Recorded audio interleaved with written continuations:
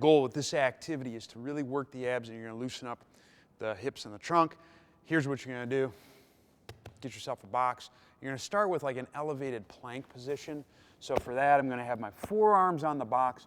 My eyes are going to glance up between the fingertips, and I want to get the knees up, silent in, exhale, get a nice slow reach. Don't worry about taking up all the slack.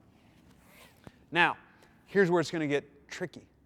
You want to lift one arm up, and you're going to bring the arm towards midline like so, with the palm facing you, but you don't want to crunch this. And then you're going to take the opposite knee and do the same thing. Hold the position. Hold on for dear life, in fact. I'm going to get in that plank.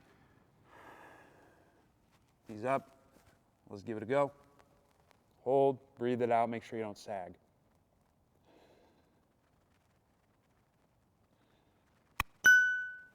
That's how it's done. Give it a shot.